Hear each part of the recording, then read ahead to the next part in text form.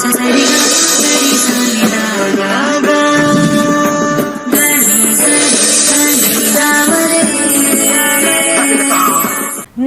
ವೀಕ್ಷಕರೇ, ಶುಭೋದಯ. ನೀವು ನೋಡ್ತಿದ್ದೀರಾ ನಕ್ಷತ್ರ ನಾಡಿ ನೇರ ಪ್ರಸಾರ ಕಾರ್ಯಕ್ರಮಕ್ಕೆ ಸ್ವಾಗತ.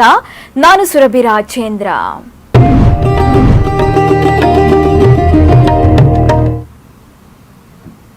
ಎಂದಿನಂತೆ ಕಾರ್ಯಕ್ರಮದಲ್ಲಿ ಪ್ರಸಿದ್ಧ ಜ್ಯೋತಿಷಿ ಉಪನ್ಯಾಸಕರು ನಮ್ಮ ಜೊತೆ ಇದ್ದಾರೆ.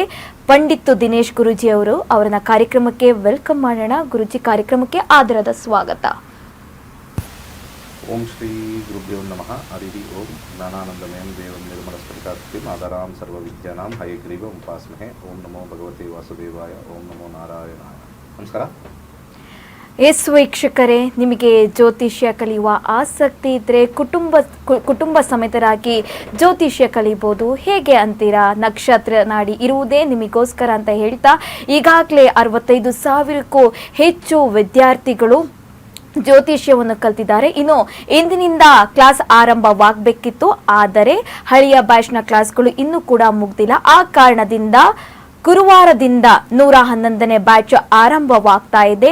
ನಿಮಗೆ ಆಸಕ್ತಿ ಇದ್ರೆ ದಯವಿಟ್ಟು ಕ್ಲಾಸ್ಗೆ ಜಾಯಿನ್ ಆಗ್ಬೋದು. ಗುರುಗಳ ನೇತೃತ್ವದಲ್ಲಿ ನೀವು ಕ್ಲಾಸು ಹಾಗೆ ಜ್ಯೋತಿಷ್ಯವನ್ನು ಕಲಿಬಹುದು ಅಂತ ಹೇಳ್ತಾ ಒಬ್ಬರು ಕಾಲರ್ ರೆಡಿ ಇದ್ದಾರೆ, ಮಾತನಾಡ್ಸೋಣ.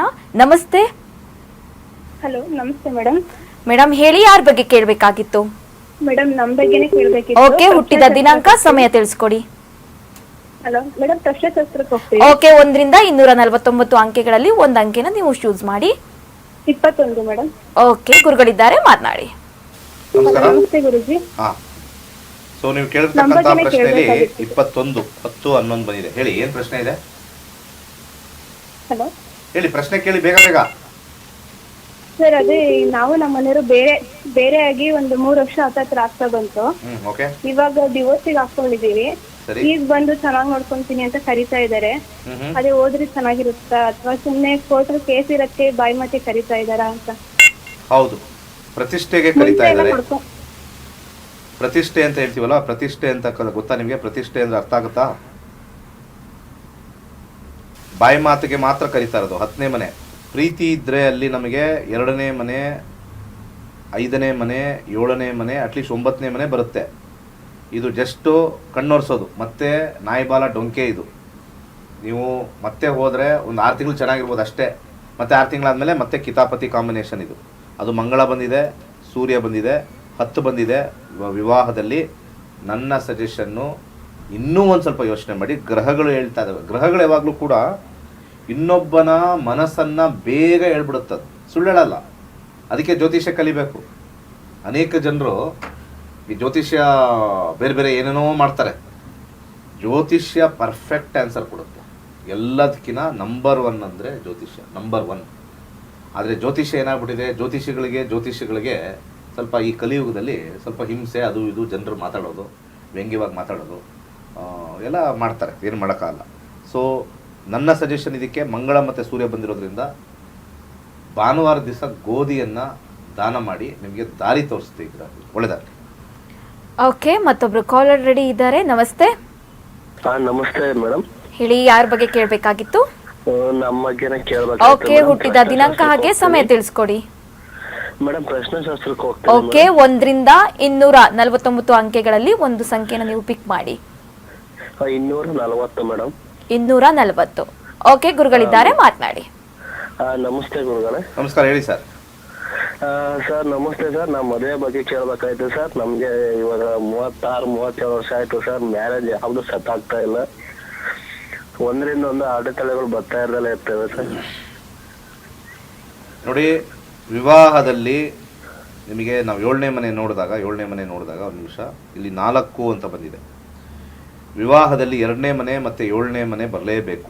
2, 7 ಇಲ್ಲ ಅಂತಂದ್ರೆ ಇಲ್ಲಿ ಈ ಟಾಪಲ್ಲಿ, ಟ್ರೀಯಲ್ಲಿ, ಫ್ರೂಟಲ್ಲಿ, ಟೇಸ್ಟಲ್ಲಿ ಇಲ್ಲಿ ಇಲ್ಲ ಅಂತಂದರೆ ವಿವಾಹ ತುಂಬಾ ಕಷ್ಟ. ವಿವಾಹ ಆಗೋದು ತುಂಬಾ ಕಷ್ಟ. ಇದಕ್ಕೆ ಎರಡು ವಿಚಾರಗಳು ಹೇಳ್ತೀನಿ.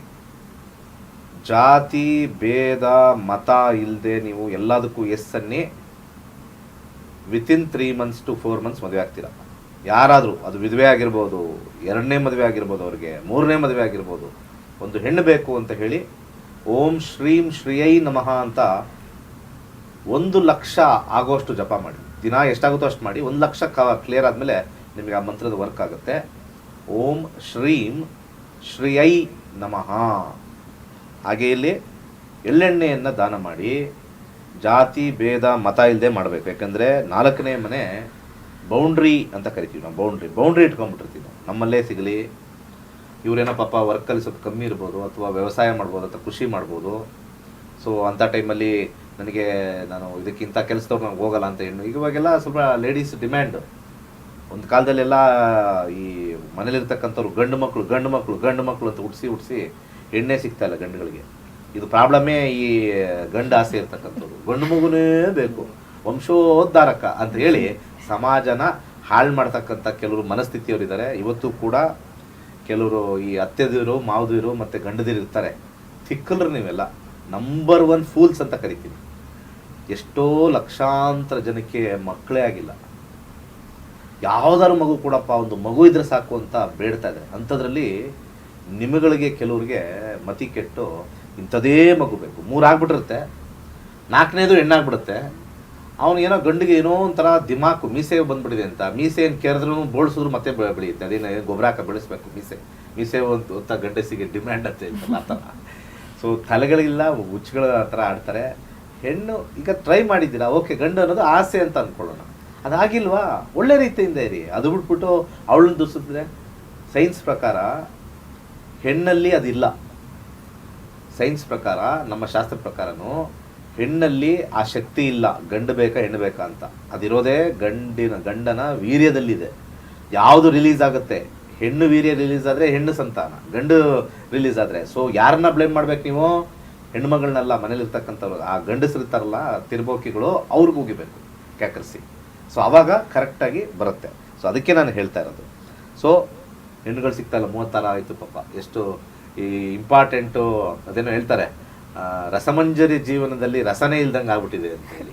ಆ ರೀತಿ ಆದಂಗೆ ರಸಮಂಜರಿ ಟೈಮೇ ಮುಗಿದೋಗಿ 36ಕ್ಕೆ ನೀನು ಮದುವೆ ಆದರೆ ಇನ್ನೇನೆಯ ಯಾವ್ದು ಸಿಗುತ್ತೋ.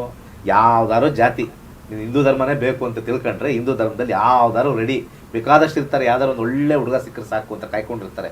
ಹುಡುಕ್ಬೇಕು, ಸರ್ಚ್ ಮಾಡಬೇಕು, 100% ಆಗುತ್ತೆ. ಓಂ ಶ್ರೀಂ ಶ್ರೀಯೈ ನಮಃ. ಓಕೆ, ಕರೆ ಮಾಡಿದ್ದಕ್ಕಾಗಿ ಧನ್ಯವಾದಗಳು. ಮತ್ತೊಬ್ರು ಕಾಲರ್ ರೆಡಿ ಇದ್ದಾರೆ. ನಮಸ್ತೆ. ನಮಸ್ತೆ ಮೇಡಮ್. ಮೇಡಮ್, ಯಾರ ಬಗ್ಗೆ ಕೇಳಬೇಕಾಗಿತ್ತು? ಮೇಡಮ್, ಇದು ಫಸ್ಟ್ ಶಾಸ್ತ್ರ. ಓಕೆ, ಯಾರ ಬಗ್ಗೆ ಕೇಳಬೇಕಾಗಿತ್ತು? ಪ್ರಾಪರ್ಟಿ ಬಗ್ಗೆ ಮೇಡಮ್. ಓಕೆ, 1 ರಿಂದ 249 ಸಂಖ್ಯೆಗಳಲ್ಲಿ ಒಂದನ್ನು ಆಯ್ಕೆ ಮಾಡಿ ನೀವು.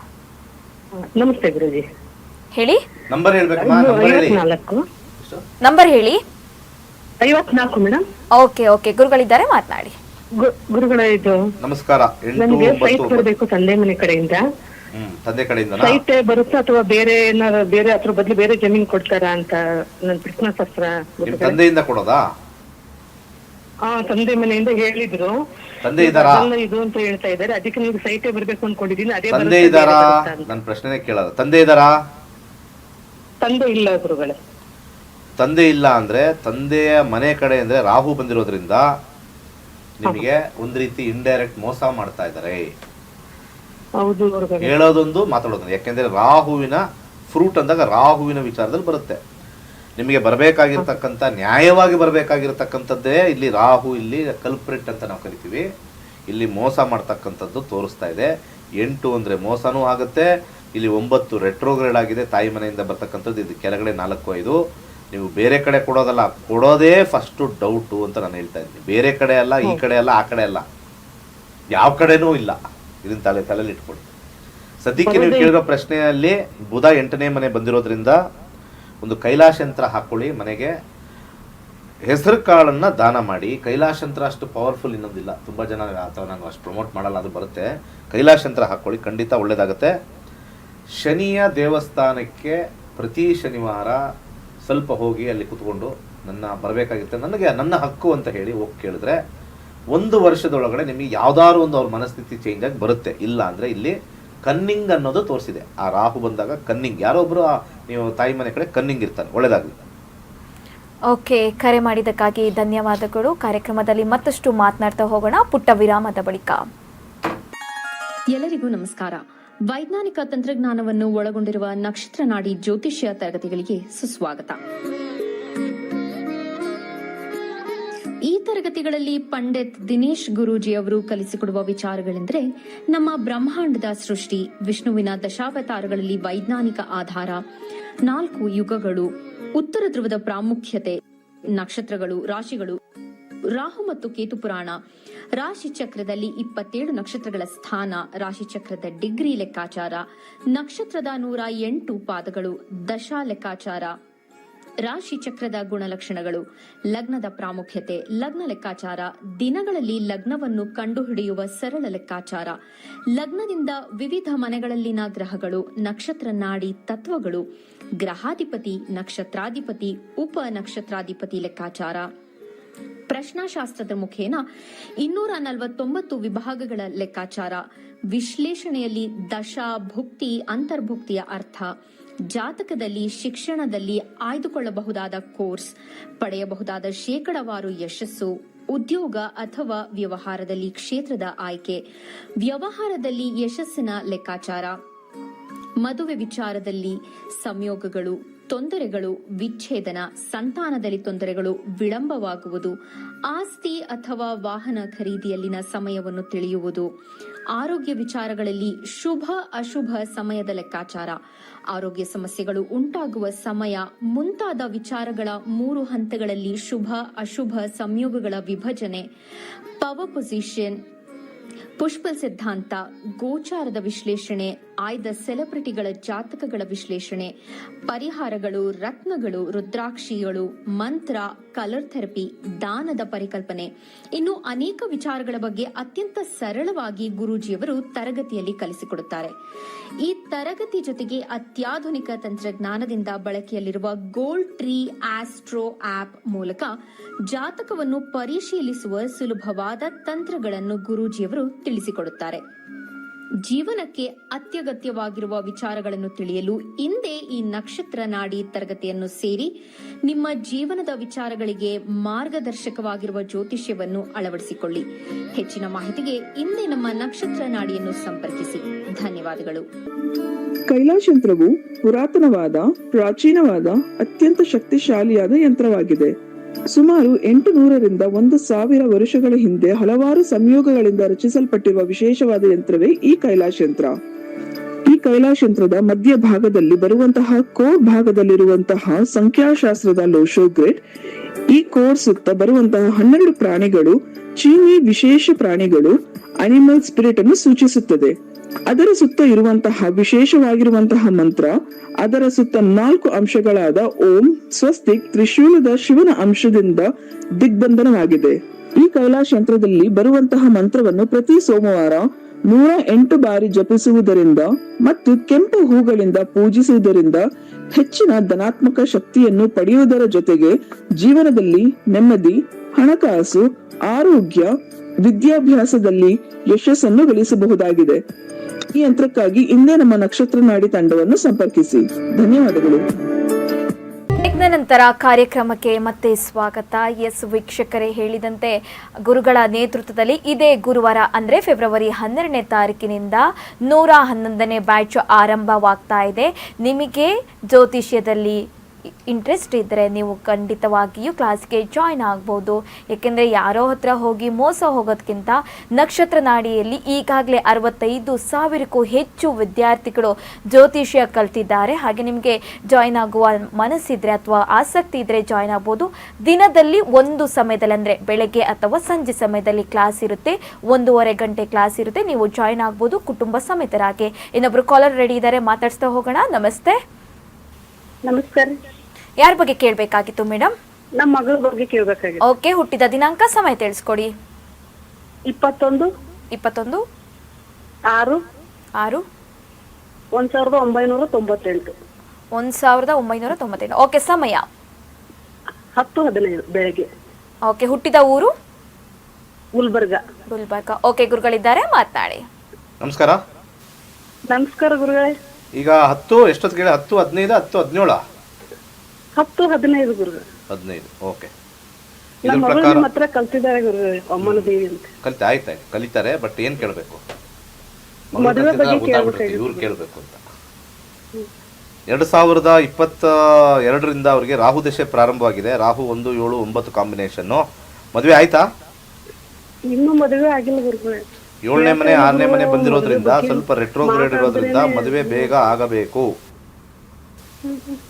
ಯಾಕಂದ್ರೆ ಇಲ್ಲಿ ಅವ್ರಿಗೆ ಸೆಲೆಕ್ಟಿವ್ ಆಗಿಬಿಡ್ತಾರೆ. ಇಲ್ಲಿ ರೆಟ್ರೋಗ್ರೇಡ್ ಇದು ಬಂದಾಗ ಸ್ವಲ್ಪ ರೆಟ್ರೋಗ್ರೇಡ್ ಅಂದರೆ ಹಿಂದೆ ಮುಂದೆ ಮನಸ್ಥಿತಿ ಪ್ಲಸ್ ಕೇತುವಿನ ಆಧಿಪತ್ಯದಲ್ಲಿ 7 ಬಂದಾಗ ವಿವಾಹದ ಆಫರ್ ಇದ್ದರೂ ಕೂಡ ಕೇತು ಸ್ವಲ್ಪ ನಿಧಾನ ಮಾಡುತ್ತೆ. ಇಲ್ಲಿ ನಾವು ಗ್ರಹ ಸಂಯೋಗ ಮತ್ತು ಭಾವ ಸಂಯೋಗ ಅಂತಲೂ ನಾವು ಕೆಲವೊಂದು ಸತಿ ಜ್ಯೋತಿಷದಲ್ಲಿ ನೋಡ್ತೀವಿ. ಭಾವ ಸಂಯೋಗ 80% ಆದರೆ ಗ್ರಹ ಸಂಯೋಗ 20%. ಭಾವ ಸಂಯೋಗದಲ್ಲಿ 7, 6, 9 70ರಿಂದ 80%ವರೆಗೂ ಕೂಡ ಅವರಿಗೆ ವಿವಾಹ ಯೋಗವನ್ನು ಕೊಡ್ತಾ ಇದೆ. ಆದರೆ ಗ್ರಹ ಸಂಯೋಗದಿಂದ ಕೇತು ಸ್ವಲ್ಪ ಡಿಟ್ಯಾಚ್ಡ್ ಮೈಂಡ್ಸೆಟ್ ಆಗಬೇಕಾ, ಮಾಡಬೇಕಾ, ಇನ್ನೊಬ್ರ ಮನೆಗೆ ಹೋಗಿ ಅಲ್ಲಿ ದುಡಿಬೇಕಾ, ಇನ್ನೊಬ್ರ ಮನೇಲಿ ಹೋಗಿ ಅಲ್ಲಿ ಕೂತ್ಕೋಬೇಕಾ, ಈ ರೀತಿಯಾಗಿರ್ತಕ್ಕಂಥ ಗೊಂದಲ. ಇದಕ್ಕೆ ಮೊದಲು ರೂಟ್ ಅಂತ ನಾವು ಕರಿತೀವಿ. ಈ ರೂಟ್ನ ರಾಹು 5 ಸತಿ ರಿಪೀಟ್ ಆಗಿರೋದ್ರಿಂದ ಸಿಂಗಲ್ ಇರೋದ್ರಿಂದ ಮೂಲಂಗಿಯನ್ನು ದಾನ ಮಾಡಿ. ಅದಾದ ನಂತರ ಇವರಿಗೆ 7ನೇ ಮನೆ ರಾಹುನೇ ಆಗಿರೋದ್ರಿಂದ ನಾವು ಇದನ್ನು ಎನರ್ಜೈಸ್ ಮಾಡಬೇಕು ಅಂದರೆ ಮೊದಲದಾಗಿ ಅವರಿಗೆ ವೈಡೂರ್ಯವನ್ನು ಅಂದರೆ ಕ್ಯಾಟ್ಸೆಯನ್ನು ಬಲಗೈ ಉಂಗುರದ ಬೆರಳಿಗೆ ಧರಿಸ್ಬೇಕು. ಅದರ ಜೊತೆಗೆ ಒಂದು ರುದ್ರಾಕ್ಷಿ ಆಗಿರತಕ್ಕಂಥ 7 ಮುಖದ ರುದ್ರಾಕ್ಷಿ, ಶನಿಗೆ 9 ಹಿರಿಯರ ಮಾತನ್ನು ಕೇಳ್ತಕ್ಕಂಥದ್ದು, ಹಿರಿಯರು ಈ ಥರ ಮಾಡ್ಕೊಂತ ಬರ್ತಕ್ಕಂಥದ್ದು ಬರುತ್ತೆ. ವೈವಾಹಿಕ ಜೀವನದಲ್ಲಿ ಸ್ವಲ್ಪ ಸಮಸ್ಯೆ ಅಂಡರ್ಗ್ರೌಂಡಲ್ಲಿರುತ್ತೆ, ಮೇಲ್ನೋಟದಲ್ಲಿ ಇರಲ್ಲ. ಇಷ್ಟು ಹೇಳ್ತಾ ಒಳ್ಳೆಯದಾಗತ್ತೆ, ಟೆನ್ಷನ್ ಮಾಡ್ಕೋಬೇಡಿ. ಕರೆ ಮಾಡಿದ್ದಕ್ಕಾಗಿ ಧನ್ಯವಾದಗಳು. ಎಸ್ ವೀಕ್ಷಕರೇ, ನಾವು ನಿನ್ನೆ ಕೂಡ ಜ್ಯೋತಿಷ್ಯ ಕ್ಲಾಸ್ ಬಗ್ಗೆ ಸಂಪೂರ್ಣವಾಗಿ ಮಾತನಾಡಿದ್ರಿ. ಯಾವ ವಿಚಾರದ ಬಗ್ಗೆ ಜ್ಯೋತಿಷ್ಯವನ್ನು ಹೇಳ್ಕೊಡ್ತಾರೆ ಅಂತ. ಗುರುಗಳೇ, ಅದನ್ನು ಮುಂದುವರಿಸೋದಾದರೆ ಹಾಗೆ ಈಗ ಮದುವೆ ಬಗ್ಗೆ ನಾನು ಸ್ವಲ್ಪ ಮಟ್ಟಿಗೆ ಮಾತಾಡಿದೆ. ಮದುವೆ ಬಗ್ಗೆನೇ ಭಾಳ ಇಂಪಾರ್ಟೆಂಟು. ನಮ್ಮ ಭಾರತದಲ್ಲಿ ಜ್ಯೋತಿಷ್ಯನ ಮದುವೆಗೆ ಅಷ್ಟು ಇಂಪಾರ್ಟೆನ್ಸ್ ಕೊಟ್ಟಿರೋದು ಇನ್ಯಾವುದರಲ್ಲೂ ಕೊಟ್ಟಿಲ್ಲ. ಅದು ಒಂದು ದುಃಖದ ಸಂಗತಿ ಅಂತ ಹೇಳ್ಬೋದು. ಜ್ಯೋತಿಷ್ಯ ಶಾಸ್ತ್ರವನ್ನು ಬರೀ ಒಂದು ಗಂಡು ಹೆಣ್ಣು ಮದುವೆ ಮಾಡ್ಕೊಂಡು ಜೀವನ ಮಾಡೋಕ್ಕೇ ಇದು ಬಿಟ್ಟರೆ, ಇನ್ನು ಬೇರೆ ಬೇರೆ ದೇಶದಲ್ಲಿ ಜ್ಯೋತಿಷ್ಯನೇ ಇಲ್ಲದೆ ಇರತಕ್ಕಂಥದ್ದು ಭಾರತದಲ್ಲಿ ಅತಿ ಹೆಚ್ಚು ಜ್ಯೋತಿಷ್ಯದ ಅವಲಂಬನೆ ಭಾರತದಷ್ಟು ಇನ್ಯಾವ ದೇಶನೂ ಇಲ್ಲ. ಗುರುಗಳೇ, ಮದುವೆ ವಿಚಾರವಾಗಿ ನಾವು ಮಾತನಾಡ್ತಾ ಹೋಗೋಣ. ಅದಕ್ಕೂ ಮುಂಚೆ ಕಾಲರ್ ರೆಡಿ ಇದ್ದಾರೆ. ನಮಸ್ತೆ. ಹಲೋ. ನಮಸ್ತೆ ಮ್ಯಾಮ್. ಹಲೋ, ನಮಸ್ತೆ ಮ್ಯಾಮ್. ಓಕೆ, ಯಾರ ಬಗ್ಗೆ ಕೇಳಬೇಕಾಗಿತ್ತು? ನನ್ನ ಮಗನ ಬಗ್ಗೆ ಕೇಳಬೇಕಿತ್ತು. ಓಕೆ, ಹುಟ್ಟಿದ ದಿನಾಂಕ ಹಾಗೆ ಸಮಯ ತಿಳಿಸ್ಕೊಡಿ. ಪ್ರಶ್ನಾಶಾಸ್ತ್ರಕ್ಕೆ ಹೋಗ್ತೀನಿ. ಓಕೆ, 1ರಿಂದ 249 ಅಂಕೆಗಳಲ್ಲಿ ಒಂದು ಸಂಖ್ಯೆನ ನೀವು ಚೂಸ್ ಮಾಡಿ. 149. 149. ಹೌದು. ಓಕೆ, ಗುರುಗಳಿದ್ದಾರೆ, ಮಾತನಾಡಿ. ನಮಸ್ಕಾರ. ನಮಸ್ತೆ ಗುರುಜಿ. ಏನು ಓದಿದ ಆಯ್ತಾ? ಈಗ 10th ಓದ್ತಿದ್ದಾನ್ರಿ. ಹೇಳಿ. ಹಲೋ, ಹೇಳಿ, ಕೇಳಿಸ್ತಾ ಇದೆ, ಬೇಗ ಹೇಳಿ. ಎಜುಕೇಶನ್ ಬಗ್ಗೆ ಕೇಳ್ಬೇಕಿದ್ರಿ. 10th ಓದ್ತಿದ್ದಾನ್ರಿ, ತುಂಬಾ ಕ್ಲೋ ಇದ್ದಾನ್ರಿ. ಎಜುಕೇಷನಲ್ಲಿ 3ನೇ ಮನೆ ಕಸ್ಪಲಲ್ಲಿ, ಅದಕ್ಕೆ ಓದ್ತಾ ಇದ್ದಾರಾ ಅಂತ ಫಸ್ಟ್ ಕೇಳಿದೆ. ಯಾಕಂದರೆ ಅಲ್ಲಿ ನಮ್ಮ ರೂಲಿಂಗ್ ಪ್ಲಾನೆಟ್ಸಲ್ಲಿ ಗೊತ್ತಾಗ್ಬಿಡುತ್ತೆ. ರೂಲಿಂಗ್ ಪ್ಲಾನೆಟ್ಸ್ ನಿಮ್ಮ ಪ್ರಶ್ನೆ ಟೆಕ್ನಿಕಲ್ ಸೈಡ್ ಹಾಕಬೇಕು ಅಂದರೆ PUCಗೆಲ್ಲ ಹಾಕಂಗಿಲ್ಲ. ITI ಅಥವಾ ಡಿಪ್ಲೊಮಾ ಇನ್ ಕಂಪ್ಯೂಟರ್ಸ್ ಆ ಲೈನ್ಗೆ ಹೋಗಬೇಕು. ನೀವು ಸೈನ್ಸ್ಗೆ ಹಾಕೋದು ಅಥವಾ ಕಾಮರ್ಸ್ಗೆ ಹಾಕೋದು ಓದೋದು ಇನ್ನೂ ಡಿಪ್ ಆಗುತ್ತೆ. 10th ಪಾಸ್ ಆಗಿದ ತಕ್ಷಣ ಈ ITI ಮತ್ತು fitter, trader, CNC machine learning ಅನ್ನೋದು ಭಾಳ ಇಂಪಾರ್ಟೆಂಟು. ಮಷೀನ್ ಮಾಡ್ತಕ್ಕಂಥ ಕೆಲಸನ ಇವ್ರು ಮಾಡಿದ್ರೆ ಇವ್ರಿಗೆ ಆಸಕ್ತಿ ಜಾಸ್ತಿ ಆಗುತ್ತೆ. ಈ ಓದು ಕೂತ್ಕೊಂಡು ಬರೀ ಅನ್ನೋದಕ್ಕಿಂತ ಮೆಕ್ಯಾನಿಕಲ್ ಕೈ ಕೆಲಸ ಮಾಡ್ತಾಯಿದ್ರೆ ಭಾಳ ಒಳ್ಳೆಯದಾಗುತ್ತೆ ಅಂತ ಇಲ್ಲಿ ನಾವು 3ನೇ ಮನೆ ಹೇಳ್ತೀವಿ. ಹಾಗೆ ಮಂಗಳ 3ನೇ ಮನೆ ಬಂದಿರೋದ್ರಿಂದ 3ನೇ ಮನೆಗೆ ಮಂಗಳ ದಾನವನ್ನು ಮಾಡಬೇಕು ಅಂದರೆ ತೊಗರಿಬೇಳೆಯನ್ನು ದಾನ ಮಾಡಿ. ಕೊರಳಿಗೆ ಪ್ರಶ್ನಾಶಾಸ್ತ್ರದಲ್ಲಿ 6 ಮುಖದ ರುದ್ರಾಕ್ಷಿ ಬಂದಿದೆ. 6 ಮುಖದ ರುದ್ರಾಕ್ಷಿ ಹಾಕಿಸಿ. ನಮ್ಮ ಆಫೀಸಲ್ಲಿ ಎಲ್ಲನೂ ಸಿಗುತ್ತೆ, ಜಮ್ ಸ್ಟೋನಿಂದ ಹಿಡಿದು ಒಳ್ಳೆಯ ಕ್ವಾಲಿಟಿ ರುದ್ರಾಕ್ಷಿ.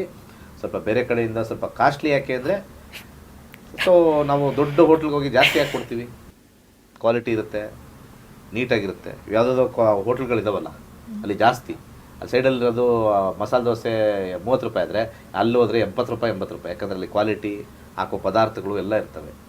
ಸೊ ನಾವು ಒಳಗಡೆ ಹಾಕ್ಕೊಳ್ಳೋದಕ್ಕೆ ಪದಾರ್ಥ ಕ್ವಾಲಿಟಿ ನೋಡಿದಾಗ ನಾವು ಮೇಲೆ ಹಾಕ್ಕೊಳ್ತಕ್ಕಂಥ ಒಂಥರ ಜೆನ್ವಿನ್ ಪದಾರ್ಥಗಳು ಕೂಡ ನಮಗೆ ಕ್ವಾಲಿಟಿ ಇರಬೇಕು. ಕ್ವಾಲಿಟಿ ಇದ್ದಾಗ ನಮಗೆ ಡೆಫಿನೆಟ್ಲಿ ಇರುತ್ತೆ. ಇವಾಗೆಲ್ಲ ಮೋಸ ಹೋಗ್ತಕ್ಕಂಥದ್ದೇ ಜಾಸ್ತಿ. ಜಮ್ ಸ್ಟೋನಲ್ಲೆಲ್ಲ ಎಲ್ಲ ಗ್ಲಾಸ್ ಪೀಸ್ ಎಲ್ಲ ಕಟ್ ಮಾಡಿಕೊಟ್ಬಿಡ್ತಾ ಇದ್ದಾರೆ. ಅಷ್ಟು ಸೇಲ್ಸ್ ಆಗುತ್ತಲ್ಲ, ಗ್ಲಾಸ್ ಪೀಸ್ ಎಲ್ಲ ಕೊಡ್ತಾರೆ. ಅಲ್ಲಿ ಗುರುಗಳ ಆಫೀಸ್ಗೆ ಹೋದರೆ 15,000, ಇಲ್ಲಿ ನಮ್ಗೆ 4,000 ಹೇಳ್ತಾವನು ಇವನು, ನಮ್ಮ ಪಕ್ಕದವನು ಇಲ್ಲೇ ತೊಗೋಬೇಕು. ಏನು ಅಷ್ಟೊಂದೇನು ಮಾರ್ಜಿನ್ ಇಟ್ಕೊಂಡು ನಾವು ಮಾಡ್ತಾ ಇರಲ್ಲ.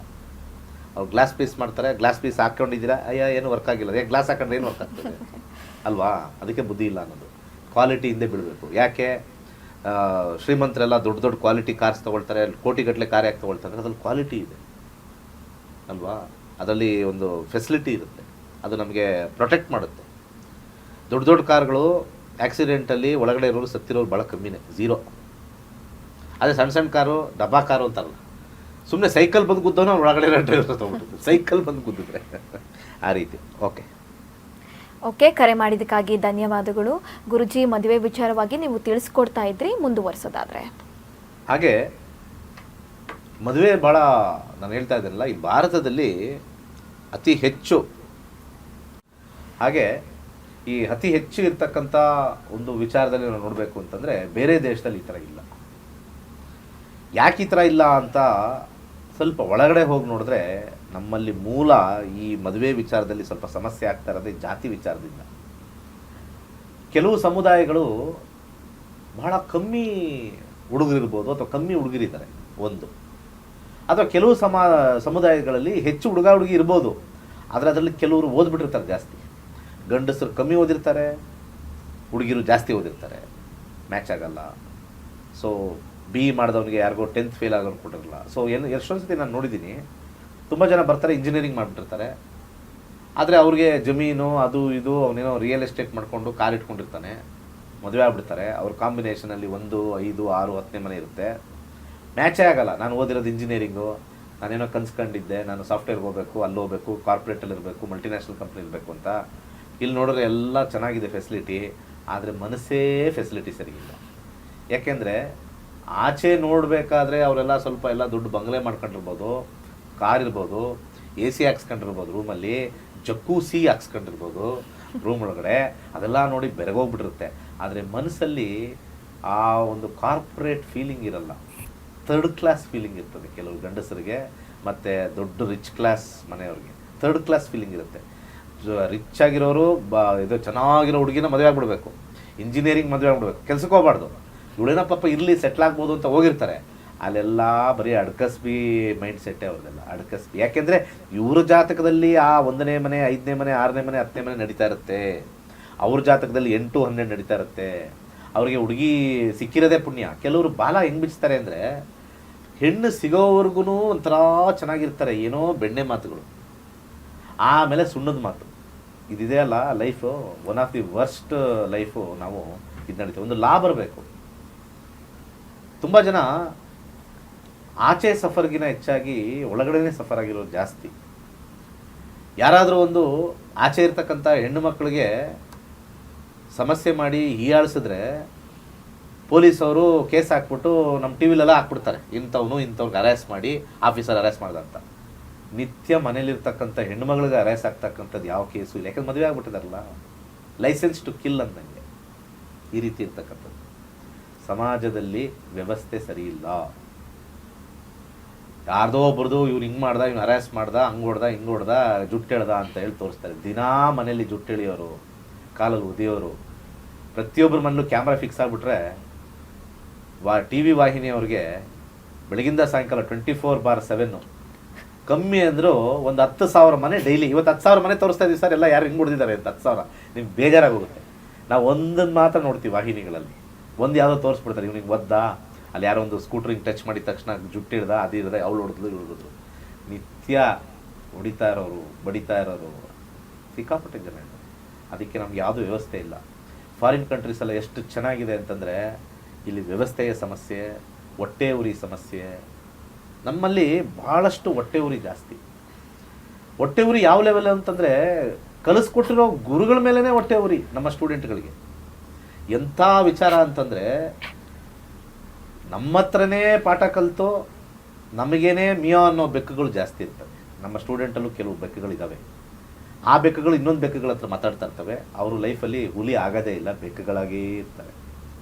ಯಾರ್ಯಾರು ಬೆಕ್ಕುಗಳ ಥರ ಮಾತಾಡ್ತಾ ಇದ್ದೀರಾ ಅವ್ರಿಗೆಲ್ಲ ನಾನು ಹೇಳೋದು, ಸಮಾಜದಲ್ಲೂ ಅಷ್ಟೇ, ನಮ್ಮ ಸ್ಟೂಡೆಂಟ್ಸ್ಗೂ ಅಷ್ಟೇ, ಬೆಕ್ಕುಗಳಾಗಿ ಇರಬೇಡಿ, ಸಿಂಹಗಳಾಗಿ ಜೀವನದಲ್ಲಿ ಸಾಧನೆ ಮಾಡಿ, ಪಾಠ ಕಲಿಸಿರ್ತಕ್ಕಂಥ ಗುರು ತಂದೆ ಸಮಾನ ಮತ್ತು ದೇವರ ಸಮಾನ.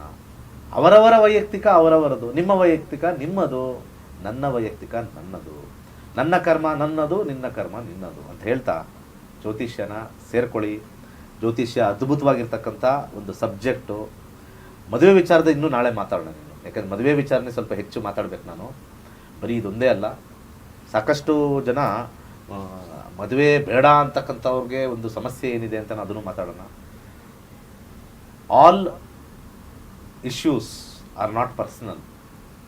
ನಾವು ಮದುವೆ ಅಂತ ಮಾಡಿದಾಗ ನೀವು ಬರೀ ಪರ್ಸ್ನಲಾಗಿ ಮಾಡ್ಕೋತಾ ಇದೆ ಅಂತಲ್ಲ, ಅದು ಸೋಷಿಯಲ್, ಬಯೋಲಾಜಿಕಲ್, ಎಕನಾಮಿಕಲ್ ಹಾಗೆ ಸ್ಪಿರಿಚುವಲ್, ಈ ಮೂರು ಸೇರಿದೆ ಮದುವೆಯಲ್ಲಿ. ಇದು ಒಂದೊಂದನ್ನು ಬಿಡಿಸಿ ಹೇಳ್ತೀನಿ ನಿಮಗೆ ಯಾವ ಥರ ಇದೆ ಅಂತ. ತುಂಬ ಜನ ತಪ್ಪು ತಿಳ್ಕೊಂಡಿದ್ದಾರೆ, ಬರೀ ಮದುವೆ ಅಂದರೆ ಪರ್ಸ್ನಲ್ ಲೈಫು, ನಾನು ಅವನ್ನ ಇಷ್ಟಪಡೋದು ಇವನ್ನ ಅಷ್ಟಲ್ಲ. ಮದುವೆ ಆದಮೇಲೆ ಗೊತ್ತಾಗುತ್ತೆ ನೀವು ಹೇಗೆ ಸಮಾಜಕ್ಕೆ ಒಂದು ಕೊಡುಗೆ ಆಗ್ತೀರಾ, ಸಮಾಜದಲ್ಲಿ ನಿಮ್ಮ ಕಾಂಟ್ರಿಬ್ಯೂಷನ್ ಏನು. ಇಂಡಿವಿಜುವಲ್ ಇದ್ದಾಗ ನಿಮ್ಮ ಕಾಂಟ್ರಿಬ್ಯೂಷನ್ ಏನಿರೋದಿಲ್ಲ. ಮದುವೆ ಆದಾದ್ಮೇಲೆ ನಿಮ್ಗೆ ಗೊತ್ತಾಗುತ್ತೆ what is the contribution we are giving to the society, to the family, to the economics, to the spiritual world. ಹಾಗೆ ನಮ್ಮ ಮತಕ್ಕೂ ಏನು ಕೊಡ್ತಾ ಇದ್ದೀರಾ, ಧರ್ಮಕ್ಕೂ ಮತಕ್ಕೂ ಏನು ಕೊಡ್ತಾ ಇದ್ದೀರಾ, ಎವ್ರಿಥಿಂಗ್ ಈಸ್ ಎ ಕಲ್ಮಿನೇಷನ್. ಅಲ್ಲೇ ದೇವಸ್ಥಾನ, ದೇವರು, ಜಾತಕ ಬರೋದು ಅಲ್ಲಿ ಲಾಸ್ಟಲ್ಲಿ.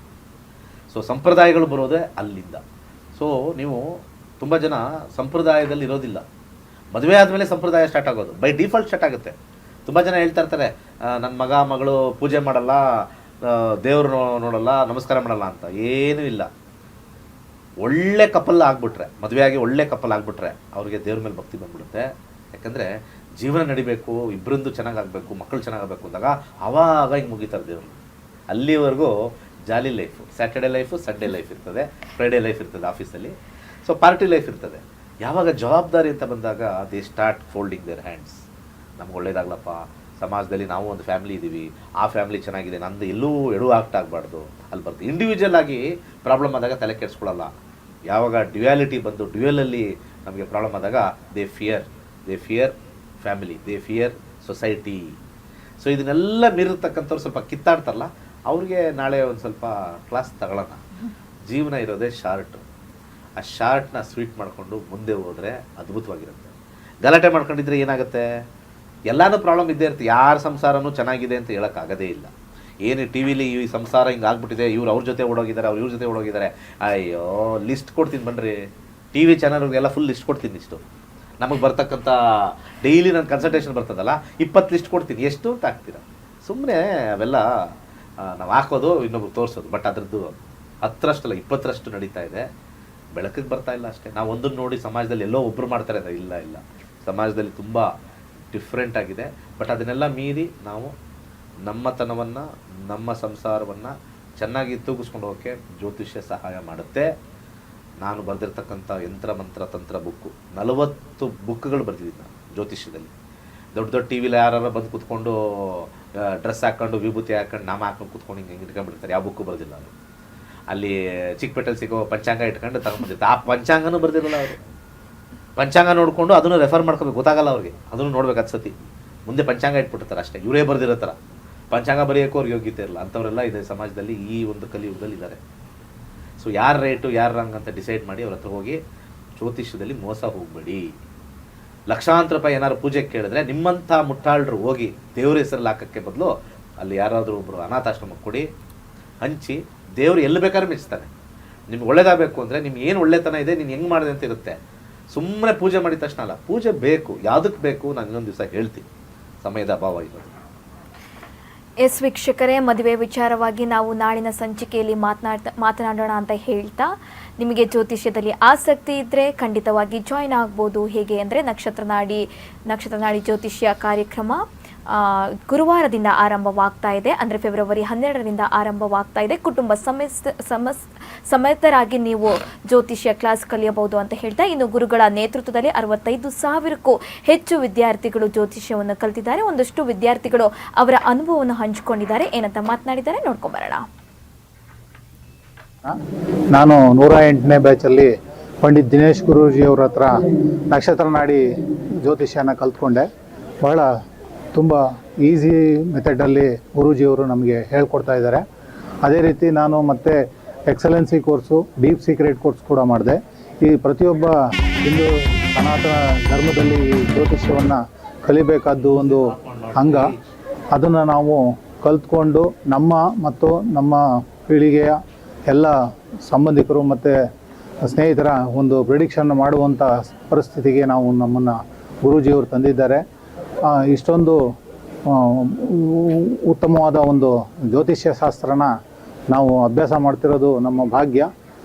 ಹಿಂದೂ ಸನಾತನ ಪರಂಪರೆಯನ್ನು ಉಳಿಸ್ಕೊಳ್ಳೋದಕ್ಕೆ ಈ ಒಂದು ಜ್ಯೋತಿಷ್ಯ ಶಾಸ್ತ್ರನ ಕಲಿಯೋದು ಬಹಳ ಮುಖ್ಯ ಅಂತ ಹೇಳ್ತೀನಿ. ನಮಸ್ಕಾರ. ವೀಕ್ಷಕರೇ, ನೋಡಿದ್ರಲ್ಲ ಜ್ಯೋತಿಷ್ಯ ಕಲಿಯೋದ್ರಿಂದ ಎಷ್ಟೆಲ್ಲ ಉಪಯೋಗ ಇದೆ ಅಂತ. ಇಂದಿನ ಸಂಚಿಕೆಯಲ್ಲಿ ಗುರುಗಳು ಬಹಳಷ್ಟು ಮಾಹಿತಿ ನೀಡಿದ್ರು. ಗುರುಗಳೇ, ನಿಮಗೆ ಧನ್ಯವಾದಗಳು. ಸರ್ವೇ ಜನ ಸುಖಿನೋ ಭವಂತು. ಒಳ್ಳೆಯದಾಗಲಿ. ಇದಾಗಿತ್ತು ಈ ಹೊತ್ತಿನ ವಿಶೇಷ. ನೋಡ್ತಾ ಇರಿ ಜನತಾ ಟಿವಿ, ಸದಾ ಜನಪರ.